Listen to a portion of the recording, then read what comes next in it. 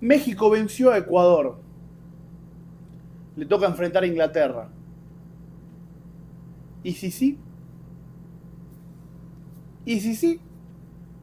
Eso es lo que escucho de mis amigos mexicanos, por supuesto. Sabrán que vivo en México. Es lo que veo en redes sociales. Y junto con la canción de Juan Gabriel, el pueblo mexicano está ilusionado. Está perfecto que esté ilusionado. Sobre todo después de lo que fue el último partido. Porque la fase de grupos tengo una opinión que no es muy agradable para lo que conlleva el fútbol mexicano. Ya saben lo que lo he dicho acá en el canal. Pero la verdad es que después de ver lo que fue el otro día contra Ecuador, ¿por qué no se puede ilusionar el pueblo mexicano? Yo voy a dar por qué sí y por qué no el pueblo mexicano se debería ilusionar, en mi opinión. O mejor dicho, con qué tiene que tener cuidado la selección mexicana para poder ilusionarse tranquilamente. Vamos a empezar por lo más sencillo. México le ganó 2-0 a Ecuador. Congo perdió con Inglaterra, lo ganaba hasta el final y se lo dieron vuelta faltando 10 minutos.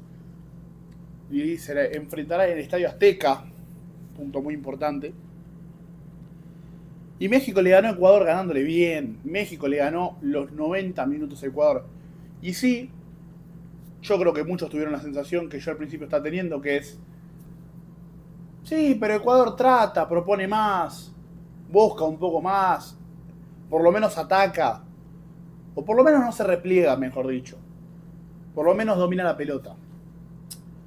La pelota se la mete en el orto Ecuador, porque Ecuador no fue capaz de generar peligro en ningún momento. Ecuador hizo lo único que no tenía que hacer para ganarle a México. Y México, pillo, astuto, le ganó bien el partido. Se lo ganó sin ser vistoso, porque para mí no fue vistoso. Sí jugó bien, pero no fue vistoso. México le ganó de inteligente a Ecuador. Y en personalidad. Si uno repasa el partido, vas a ver que el 90% del partido, casi casi, te diría de los 90 minutos que dura el partido, alrededor de 60-70 minutos, fue Ecuador el que estaba en campo rival. Ahora, si yo les pido que me comenten una jugada clara de Ecuador, yo puedo decir solamente dos.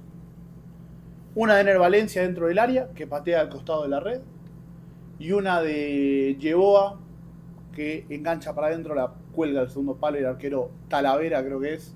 No, la verdad, no voy a decir nombres porque no me acuerdo del nombre del arquero. Talavera es el que. No, dije cualquier cosa, perdónenme, pero el arquero saca un bochón. El arquero que creo que está en Chivas. Que no ha recibido goles. Ocha tampoco. Jugó poquito, pero tampoco.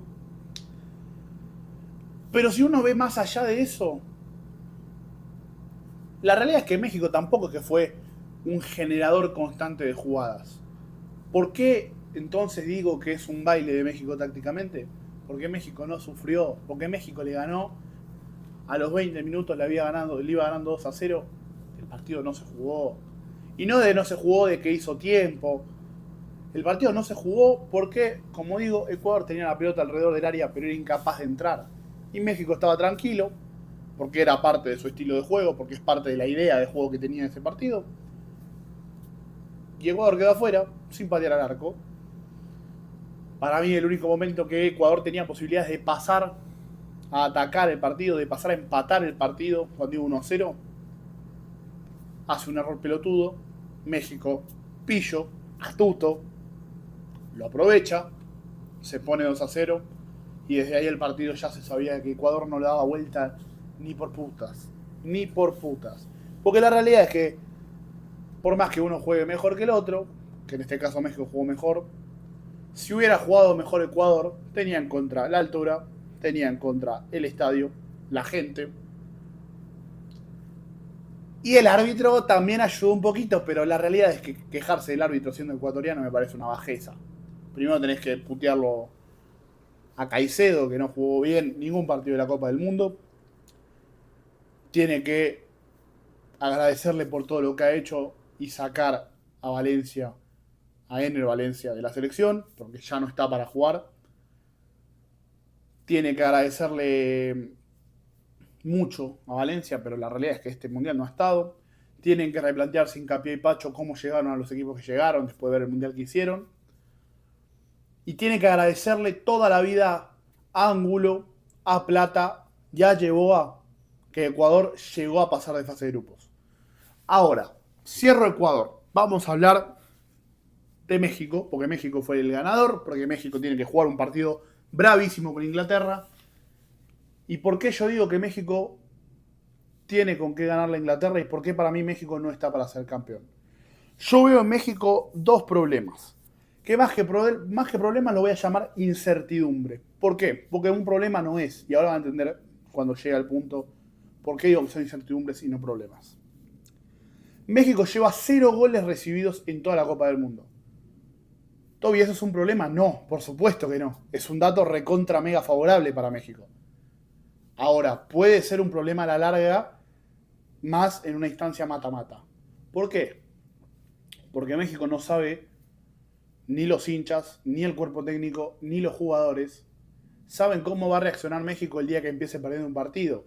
Que en una Copa del Mundo es totalmente posible.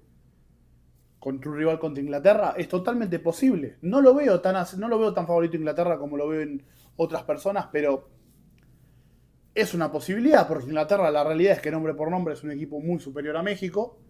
Por ahí colectivamente no hay mucha diferencia, pero vimos lo que hizo Harry Kane el otro día, un partido que Inglaterra no pudo. Apareció Harry Kane, hizo 2 goles solo. Eso es lo que tiene que tener cuidado México. Si arranca perdiendo el partido, la gente no sabe cómo va a reaccionar el equipo, no sabe cómo van a reaccionar ellos, el cuerpo técnico tampoco y los jugadores tampoco. Entonces, como digo, que no haber recibido goles es un dato a favor, pero se te puede volver en contra en una instancia mata-mata. ¿Qué creo yo que tiene que hacer el cuerpo técnico, jugadores y la gente? Sobre todo la gente. Primero que nada, la gente. Yo recuerdo el partido con Corea, 0-0 al entretiempo. México no estaba jugando bien contra Corea, es una realidad. Debe haber sido el primer tiempo, debe haber sido lo más flojo de México en toda la Copa del Mundo. Casualmente fue en un terreno sin altura, pero eso es otro tema que vamos a tocar después. Si la gente de México abucheó en un 0-0, mal primer tiempo de México, no mal partido, mal primer tiempo de México, llega a empezar perdiendo en el Azteca contra Inglaterra al entretiempo, yo creo que si el hincha mexicano abuchea a los jugadores, termina de cavar su propia tumba, considero yo. Por eso digo que tiene que tener cuidado la gente que va a la cancha. La gente que va a la cancha, si vas perdiendo 1-0 contra Inglaterra al entretiempo, tenés que bancar lo más posible. Porque si los abucheas a un equipo que todavía no empezó perdiendo en el Mundial, lo único que vas a hacer es lograr ponerle más presión, complicarle todo, porque la verdad es que lo complicás al plantel, porque, insisto, tienen que ver ellos cómo reaccionan. Si encima le sumás el abucheo de la gente, puede ser algo perjudicial para México. Y los jugadores tienen que estar a la altura, por supuesto. Los jugadores no es que, ay no, me hicieron un gol, no sé cómo reaccionar, no puedo hacer nada. No, al contrario, son los primeros que tienen que dar la cara.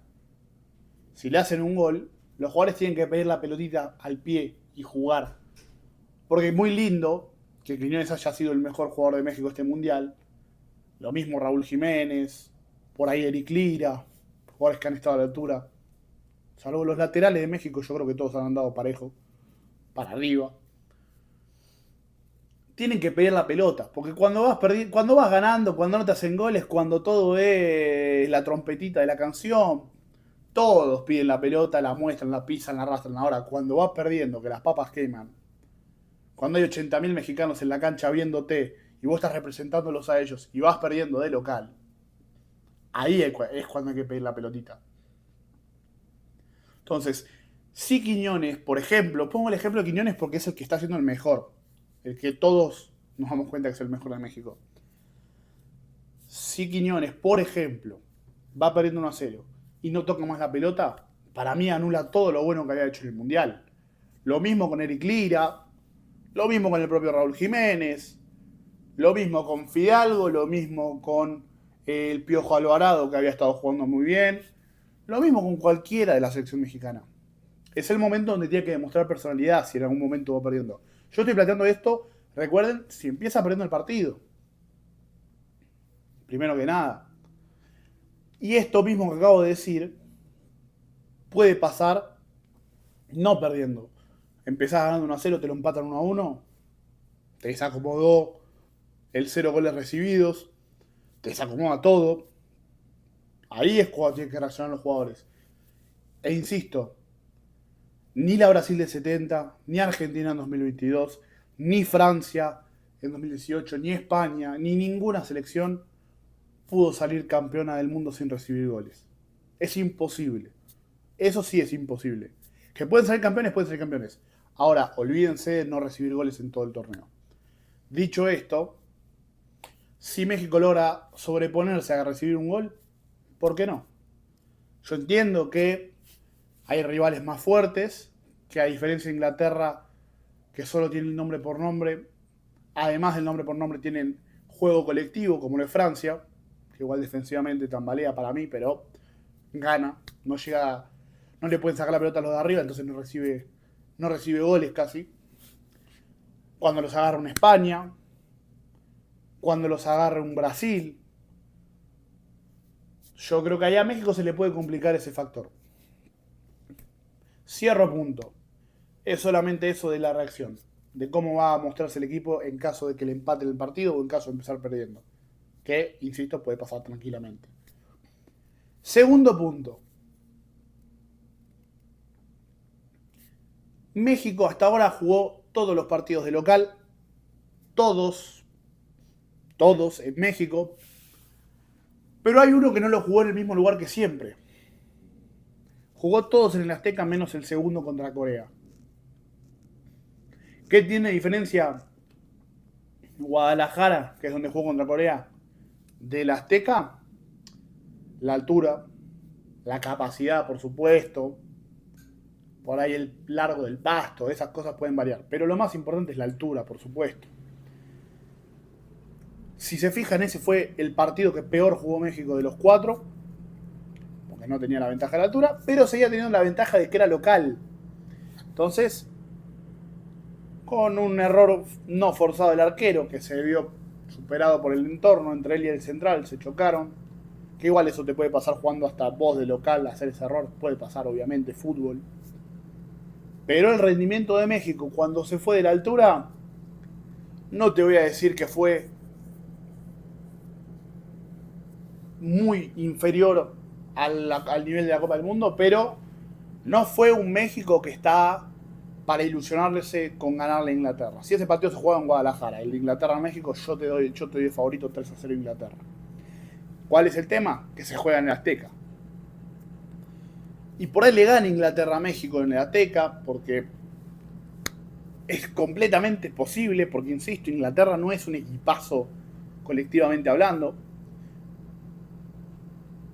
Pero después ya el siguiente partido es o Noruega o Brasil, en caso de ganarle a Inglaterra, y ese se juega en Estados Unidos. Y seamos sinceros, yo me voy a dar por capacitado de decir esto porque vivo en México ya hace mucho tiempo y es lo que me expresan los mexicanos a mí. Yo no digo cosas que no me han dicho. No es el mismo público que va a ver a la selección mexicana en Dallas que en Monterrey, que en Houston, que en Ciudad de México, que en Nueva York, que en Guadalajara. Por supuesto que es distinto. Tiene una palabra en concreto que usan los mexicanos que viven en México que no estoy recordando. No es ánimo faltar el respeto a ningún mexicano que viva en Estados Unidos, por supuesto. Solamente digo que es otro público. Entonces ya cuando México se vaya de México, cuando le toque jugar en Estados Unidos, si es que llega a ganar la Inglaterra, le toca, por ejemplo, Nueva York-Brasil, en el MetLife, y no sé si vio la cantidad de gente de Brasil que había, pero Brasil en un mundial, con parcialidad dividida, sin altura, yo creo que la lógica indica que marcha México. Eso sería lo lógico. Puede pasar cualquier cosa porque, insisto, es fútbol.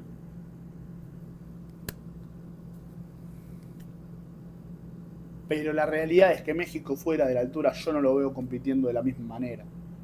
Tiene que sacar la ventaja de la altura para ganar contra Inglaterra, para llegar a cuartos, sacarse la presión, firmar que fue el mejor mundial de la historia de México, que estos jugadores se vayan con una cara positiva de cara a una Copa América que ahí sí tiene más chance de ganarla. Y ya después de eso, llegando a cuartos si perdés con Brasil, siendo México, y habiendo ganado la Inglaterra en octavos de final, ¿qué te puede decir la gente? ¿Va a estar dolida por la eliminación? Por supuesto. Porque se ilusionó, Hay que ser sincero, cuando uno se ilusiona, la caída después termina siendo más fuerte. Pero ¿qué te pueden decir? Le ganaste a Inglaterra. Que sí, hoy estamos diciendo, pero Inglaterra colectivamente no tiene mucho. Pero en 3 años, 4 años, ¿quién se va a acordar de cómo jugó Inglaterra a la fase de grupo contra el Congo? Contra el Congo jugó en 16 Inglaterra. Empató con Ghana, que no patea al arco. ¿Quién te va a decir en 100 años, cuando alguien agarra un libro de los mundiales y te diga, no, ¿te acordás del mejor mundial de México? Le ganó Inglaterra. Le ganó Inglaterra en octavos. ¿Qué va a salir uno y va a decir, no, pero es Inglaterra, juega mal? No, no importa. México tiene que ser vivo. Que lo fue contra Ecuador, por supuesto. Entonces, está perfecto que se ilusionen. Está perfecto que México le saque toda la ventaja que le saca a la altura. Ahora, si quiere competir un poquito más, si quiere estirar un poco más este mundial, yo, ni bien termina el partido de cuartos de final, si ganaste, ponete a entrenar como sea, hace lo que tengas que hacer para plantarle un partido serio a Brasil. Serio. Yo estoy dando por hecho que pasa a Brasil, pero puede ser Noruega también, que también es complicado. No es Brasil, pero es complicado, por supuesto. Dicho esto, creo que ya dije todo lo que tenía para decir. No hay mucho más que agregar, la verdad, de esta selección mexicana que se floreó contra Ecuador, que le ganó muy cómodo a República Checa y que le ganó muy cómodo a Sudáfrica. Así que todo esto dicho, nosotros nos vemos, gente. Voy a subir un ratito un video muy interesante de los 16avos de final. Están saliendo mientras los portugueses y croatas a la cancha. Así que voy a subir este y voy a grabar el otro mientras se juega los primeros 10-15 minutos del siguiente partido. Ganó España hace un ratito. Nosotros nos vemos, ya lo dije, así que lo termino acá. Porque si no, se extiende, como siempre.